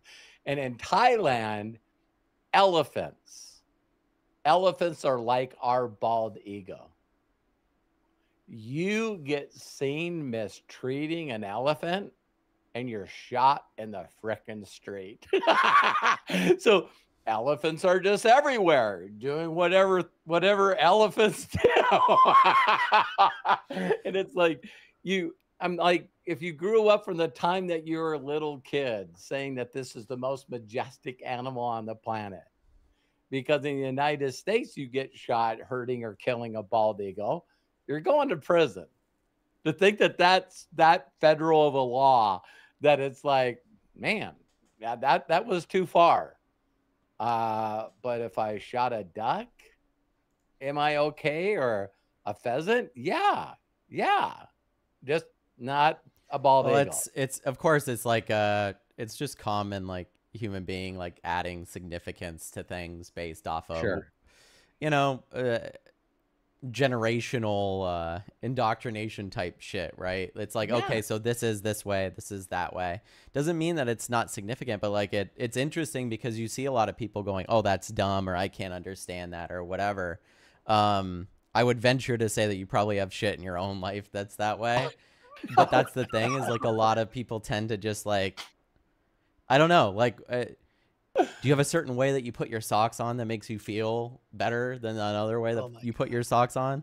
Matt, Greg, why are you moving? No, because there's a scene in All in the Family where Archie and Meathead literally do that. Mm-hmm. They talk about the you know, you put the socks on first and then the shoes. No, I put the sock, then the shoe on whatever side I'm doing, and then the sock and then the shoe. And there's a whole the beauty that of it like is madness to me. But that was the whole point, is that they were making a big issue out of nothing. Yeah, the Seinfeld, you know, Seinfeld and Curb Your Enthusiasm. I mean, David Allen, I mean, Larry David and Jerry Seinfeld each are worth $1 billion because of that concept. Is to think that they can come up with something where other people are just going like, that's over the line. I mean, the one that I laugh with Larry David is he showed up at a party with his girlfriend and she was in a wheelchair. And they're going, what's going on? He goes, I don't have to worry about anybody hitting on her. It's like, Yeah, the old, it's funny too because like I've so even seen these videos too, you guys, where it's like not, you know, people change based off of the generation that came before them, right? But it's like it's so interesting to see young people listen to music that I grew up with, whether it's certain emo styles of music or whether it's like punk rock or anything like that, or old hip hop music is even more so the case, right? They listen to it and they go, I don't understand how someone can say these things. And actually, this song was a #1 hit song and they're saying these things. You know what I mean? And so it's interesting because it's just the time, the place, right? You grow up in a different time and place. If you're a generation detached from that and people don't speak that way anymore, there's like, I don't know, when I was a millennial and you have baby boomers say certain things or whatever, I just go, they're baby boomers. Like they didn't know any better. You know what I mean? Not to say that they can't do better, but they didn't know any better. Right back to that statement. Right. Don't know better. Yeah. Because, you know what I mean? You shouldn't live your entire life. I know one thing though, whether you know better or not know better. I know that a majority of people would not want to answer this following question. What you just shared with me, the information that you just shared with me, how does that information make you feel? Because here's when you know that you're not in control of your emotions, is that if I know that I know that I know something with everything in my fiber, and we know the radicals that would be able to fight and kill for that belief and that thought, if my emotions change because I can't get Craig and Matt or the viewer to change their mind how they feel about what I feel about, see, being out of control is exactly the way it sounds. When someone can push your buttons and based on how I feel today is whether or not I can get Matt to feel the same way as I feel about whatever bullshit I'm trying to say to him. Well, that's like the mirroring thing, right? You really, you're more looking in them to validate how you feel than you are actually capable of validating it yourself. You're not capable of regulating yourself in a way to go, oh, this was enough for me. You need to also have the people that are around you that are significant. And this is just normal. Like I do this too. Everybody does this. You want the people that surround you to say, Matt's doing a great job. He's on the right path. He's doing, that's a great idea. We all want that. But the thing that's funny about it all is that you don't actually need any of that shit. If you had people that surrounded you that said, your ideas are stupid, you're not going anywhere, it's never going to work out, are you crazy, do this or that, we have more than enough evidence to say that there's people that have heard that and worse and gotten on the other side of it and done it anyway. So it just goes to show that you can have all of those things or you can have none of those things, and it doesn't change how successful you are at what you want to do. It's more just how confident you feel in doing it. We also hear the stories like Mike Tyson and athletes and other CEOs and stuff that actually create a culture around themselves where everyone's a yes person. See? And so, you know, the #1 question that Mike Tyson gets asked is because Don King was his manager. Is that kid, well, now grown man, netted, N-E-T, netted $300 million? Because Don King was his business manager and he would take the taxes out before he gave the money to Mike Tyson. Because he just knew that the kid wouldn't pay his taxes. He said, no athlete pays their taxes. And so how do you spend $300 million? Well, when you can make up any prices you want after a certain extent on certain things at quickly. Yeah. You know what I And mean? It's so, like, and he always brings up the same thing. He said, man, he says, do you realize how many friends and people you can get to hang around you when you're buying everything and paying them? Mm-hmm. He says you can get a pretty good crowd around you. well, And and when it's the in their money best ran out, interest. Yeah, it's in the their best money ran interest to out always and say you're things, right. yeah, it's like that. That is not the only definition of entourage, but Oh, but it is a major one, especially when you see, okay, like you were just saying, Robert, he's earning all this money. He's got all these people around, but what happens when the money goes away? yeah, So do all the people. So does all the influence. So does everything. And yeah, crazy. It's crazy. It's crazy. It's crazy. So I just tell people, I just want, please, you guys have a last word. Is that again, it's sort of funny. We get to throw it back to where it was, which is, you got to trust yourself, be constantly checking in. How many people I run into on a daily basis that are not only unhappy, which happy is your own definition as well, but if you're not in a state of joy and excitement and enthusiasm in your pursuit of happiness, knowing that you're just going to consistently get these, then you're really tossed to and fro. It's a song came to my head. It's like it's like anybody can be tossed to and fro. I was thinking of a Garth Brooks song, Hmm. and it's just like, when you don't stand for anything, you'll fall for anything.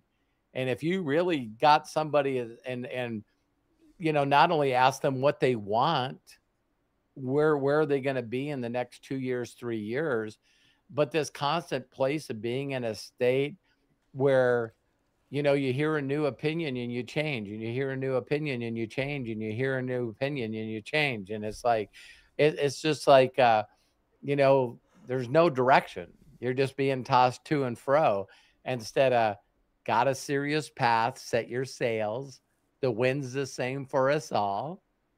And, there's a bunch of us are all sailboats on this incredible ocean, but every one of us should have a destination that makes us fulfilled and happy. And it's like, you got to set your compass and set your GPS to where you're fucking going in your life, and stop being distracted with all the noise and the shit that's happening. It's like crazy. I love this saying. Me and Craig have heard this saying many times. We worked for a guy that would constantly say this statement, but it's like, I want to, again, the two ways that we die is the one that, you take your last breath, and then the next one is the last time that someone says your name. And my whole thought every day is how I can help and impact people in a positive manner. So if they know better, they can do better.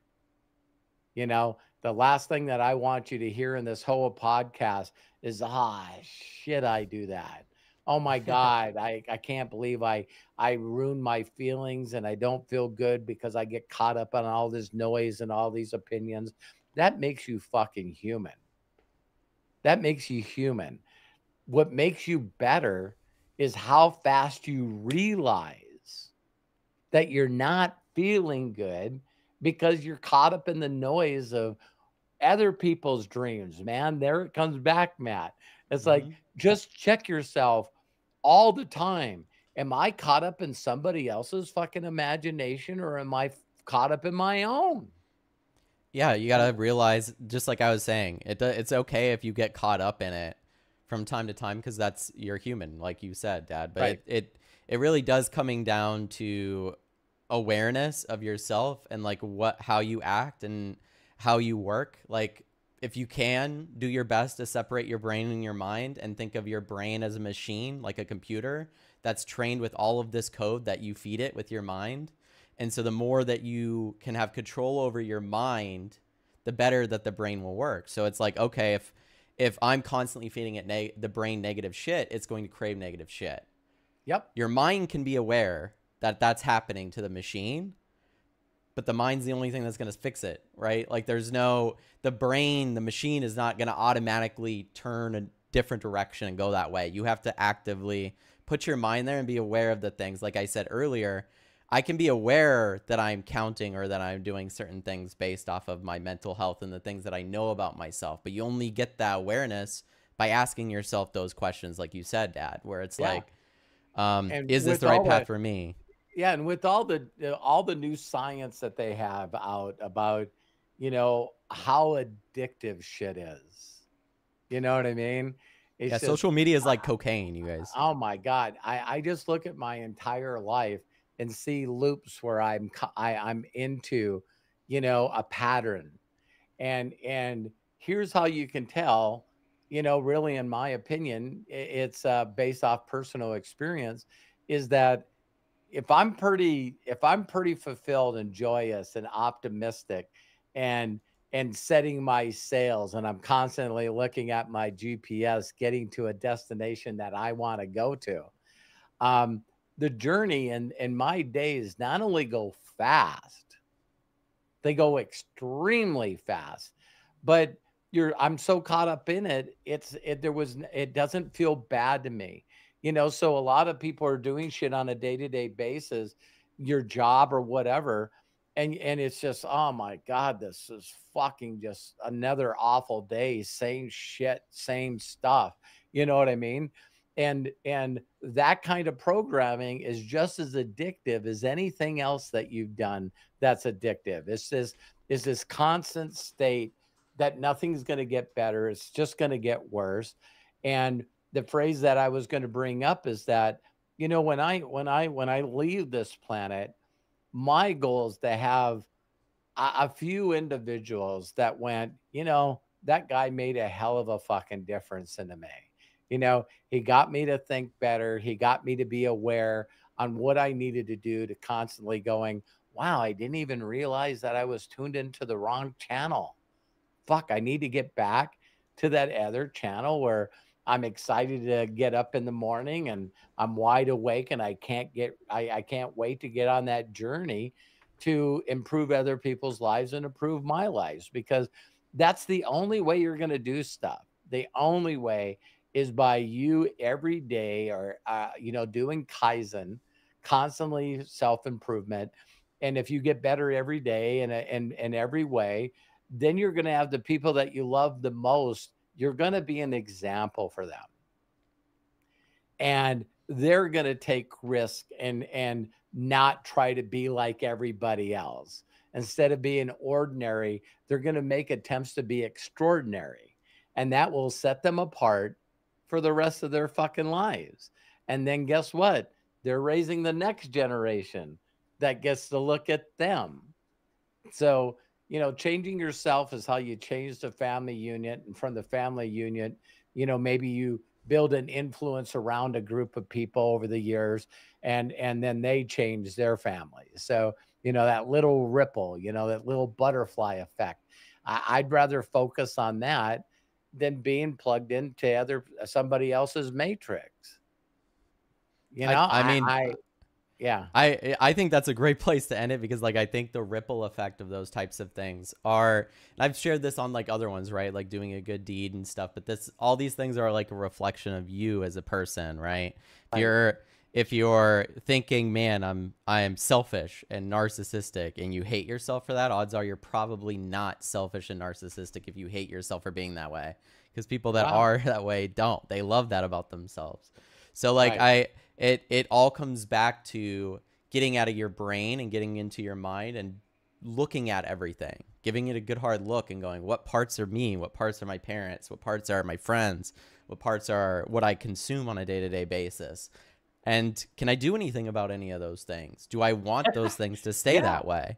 Right? Because if you start your day, and I've noticed this and said this, if I start my day with scrolling, then odds are my day sometimes ends up pretty shitty, unless, of course, what I'm scrolling through is inspiring stuff, right? Yeah.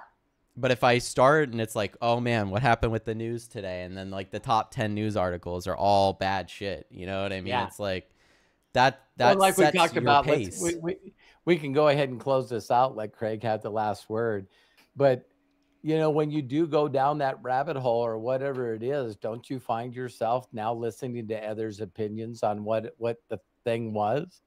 It's not only doesn't no one, in my opinion, there's not one individual that knows the facts. And on top of the facts, there's everyone's opinions about the 400,000 different religions. I think that if you just were aware that everyone's adding to the story or subtracting for the story, and then to be significant, I got to put my own spin on this shit.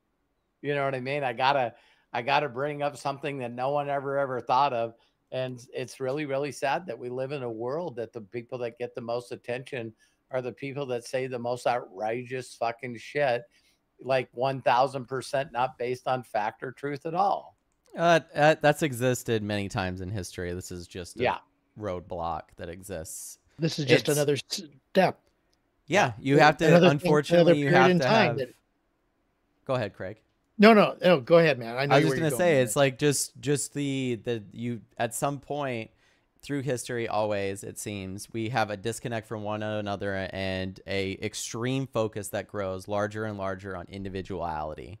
And this individuality grows to such a place that we start thinking our impact on the world and the way that we perceive the world is the way that it should be.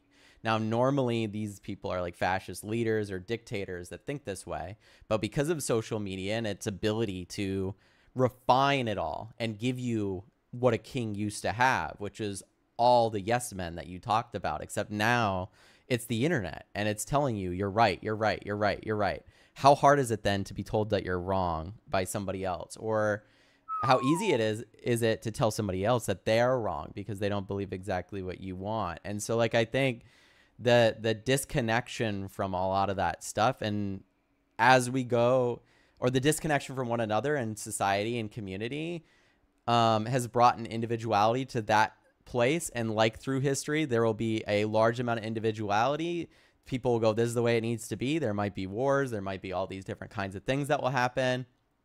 Ash, and then from the ash, new will grow. And the new stuff that will grow will be a better, more refined version of the original ideas. And that's normally the way that humanity's worked. You can go far back as you want, right? And that's the way that it works. It's good to keep that in mind and be like, listen, I'm just an observer of this, but I'm a participator in my own life. I'm not a active, I don't know. It's seriously crazy. Well, it's seriously crazy to me to think that there's certain people that think if they get on and say things or spout things or share things, that they're actively making a difference. Right? That they've talked themselves into that's the way that you make a difference, instead of doing it through inspiration, doing it through encouragement, doing it through those ways. That if you bully another group of people, eventually they're going to nominate someone you didn't want to be nominated, and that person's going to win. Well, I never thought about it. That goes yes, both directions. Wise words, both directions. So no matter who wins this cycle, in 8 to 10 years, the directions in the cycle are going to go the other way, except we're going to have learned things. That's what's going to happen. So that's my last word, Craig. It's on you now. So, well, no, I have nothing to follow except the fact that, you know, the discussion of when the noise gets louder. I think we just got to keep in mind that we got to take a step back and actually think about what it is that we are about to say, about to do, about to think. And is it, you know, Robert, I think that post that you posted up early is fantastic when it comes to this. You know, is it true? Is it helpful? Is it inspiring? Is it necessary? Is it kind? If it's none of those, please consider not even doing it or saying it or thinking it or making a reaction to it. Yeah. And when I posted that, one of my best friends that I've known forever, this was his response. Unfortunately, you know me very well, Robert, and I speak how I feel and really don't care what other people think. Probably why I've been in Facebook jail. And this was my response. I do know that about you. You just have to accept people for who they are, friends for life. It's like me taking my time to tell another person that they got to change the way they feel. What a fucking waste of time. Well, wisdom, for me at least, was coming to the realization of how much of a waste of time that is. That no one, listen, one of the things we never do, and this is something that I've learned to get better and better at in my life, is to deconstruct my own thoughts and feelings in the way that I think about things.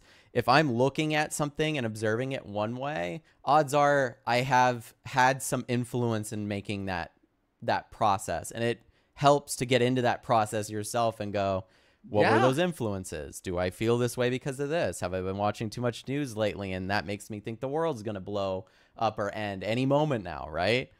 So yeah, when you say someone that says, you know, and I know these people where they go like, I'm vocal, I give my opinion, and that's the way that it is, and everything like that. And my answer to that would be, have you ever thought about understanding how to communicate with the people that you give your opinions to? Yeah. The way that they hear you? God. Because one of the things I learned through therapy and couples therapy and the stuff that I've done in my life is that one of the biggest mistakes you can make is try to communicate in your language to somebody else. Because to you, a word like, why aren't you getting this, might not be offensive, because maybe to you it's motivational or whatever. Not exactly the best example, but no, I thought it was. But it works that way. And you realize as you get out in the world and you start doing things and meeting people and making friends, that certain things that don't rub you the wrong way do rub other people the wrong way. Yeah. And it's not, if you go from a place and go, listen, I'm just honest, I'm just blunt, it's on them, the way that they react is on them, then you're taking yourself out of the equation and saying, I no longer want to be a part of their lives and understanding how they communicate. And so why would they ever try to figure out how you communicate? Right. Like, I know David Beckley will never watch this podcast, but I have to put myself in a pretty positive state for quite a while, like a few hours, to spend time with him. Well, yeah, because some people, they do drain you. I know when I'm hanging around him that I get to hear this crazy perspective of the world and what's going on that I don't live in. You ever have anyone give you an explanation of a world that you don't think exists? When you're a storyteller and like an observer of people, you all of a sudden start to like those people and you don't hate them as much because they're good material. Oh, yeah. So I know what that character is going to be like. Yeah, when I just met them. Yeah. And so there's certain individuals that I just feel were stuck in time. And of course, they become who they hang around. And I'm getting wiser. You know, you always hear that when you really focus on people that are wise, you hear the statements like, you know, you never argue, you know, with a right fighter because they practice every day and they're going to kick your ass. No, you didn't get anywhere, but they're so argumentative. They're such right fighters. They're so opinionated that you try to reason with them. You try to, you know, try to get them to expand their horizons and their thoughts a little bit and their perspectives, and it ain't happening. Yeah, one of the things I learned is, like, you don't want to have an argument with someone that has to argue so much that they have to talk themselves into it every single time they argue. Like, it's a difficult situation to be in when they're like, they bring the whole book out to argue with you, and it's like, dude, it was just one subject or whatever. And that ends up being the case because they need to talk themselves into it consistently, instead of just thinking about it, you know, right. or what they're doing. Mm-hmm. So in the podcast that we did called Bullshit, I mean, it's how, you know, I still find it fascinating. See, it used to piss me off. It used to make me feel bad how ignorant people were. And to think that I'm at a place in my life now, again, when you know better, you do better. Now I just know they're on their path. They got on a certain road, and all the people that they know and love are on a certain road, and they just never ever took an exit. It's like they never, as they're going down the highway of life, they never went, wow, it says that if you take this next exit, you could actually see the Grand Canyon. And so their perspective is, you know what? The world's pretty fucking flat. In fact, I think the earth is flat. And you're like, dude, take an exit. That goes to, you know, we could end it on this because we just hit the top of the hour, but it's like all of us could use a little touching of grass. We could all go outside, take a walk, take a breath. It's summertime, you know, and when shit really starts to get to you, like I think going on a walk, like at least for me, really helps, because then it just recenters you. It gets you back to the place that you're just a human being on this planet, flowing through space, doing I don't know what, you know what I mean? We're just doing our shit. And for me, I have a playlist of my ultimate favorite songs, and I'm not perfect, but I can grab my phone and go for that playlist and feel my energy change. I know the songs in the order that they are. They make me emotional. They put me in states of mind that I really loved and enjoyed in certain parts of my life. And it just puts me back. It puts me back in time of when things were better than what I currently feel. And it just projects me and plugs me back into the matrix and my matrix, my world that I created. And I'm okay. I'm like, bam. And so I can't listen to that playlist and then go back and scroll. It won't let me. It's like, dude, you're going to lose all this. Turn on the channel of the TV or go and scroll. And that feeling's going to be fucking gone in a millisecond. Yeah, it can get hijacked pretty quick. That's why it's so good to understand yourself and know what gets you in state. I'm similar. Yep.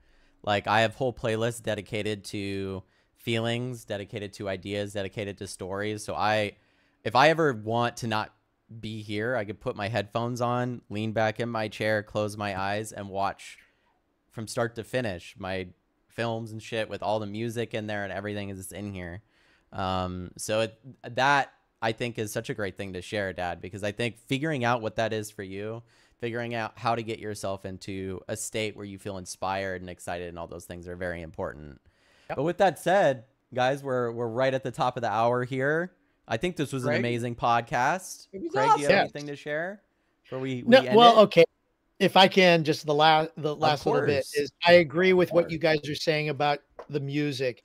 You know, that's something that I've always had as my step away from the whatever it is that's got me going, that's got me hyped, that's got me tense, and put on some nice music that will calm me down, use my headphones. And I think if everybody, maybe something to think about as we go forward, you know, Matt has said he has a playlist. Robert does. I do. Why not create your own playlist of music that kind of takes you away from where the stresses are of your day and just lets you reset? And whether it's even the music or, as Abraham Hicks likes to say, meditation, whatever gets you away so that you can reset and restart what it is or what you are doing or who you are, so that you can become that better person. I think that's a great thing to do. I just really quickly, I've used AI to find the songs that are,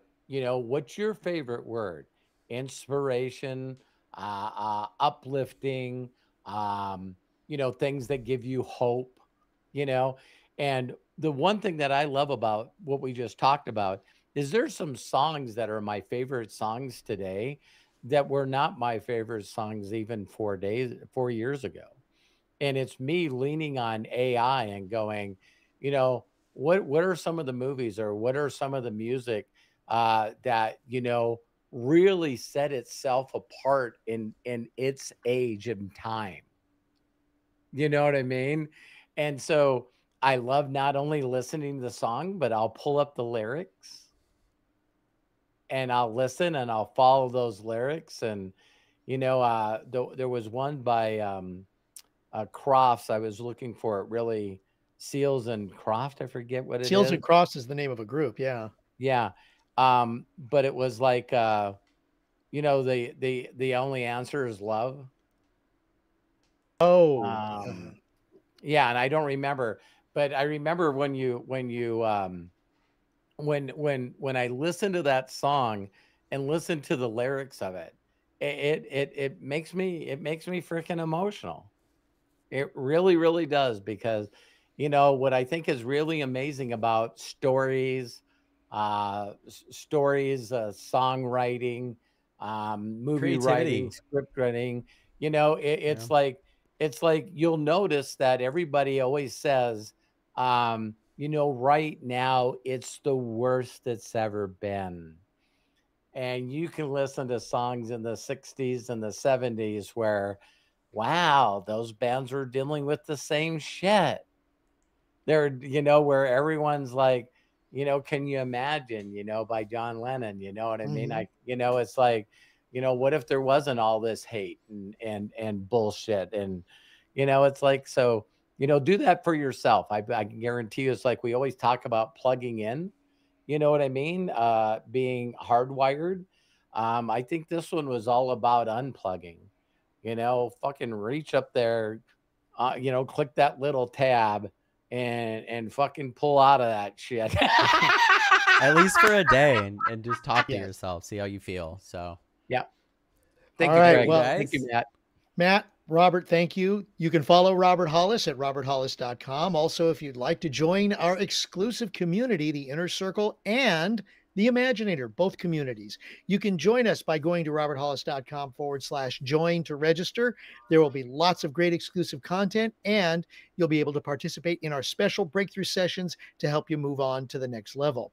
Please don't forget to like and share this video on YouTube with others. It will help us grow our community and reach those with ears that hear.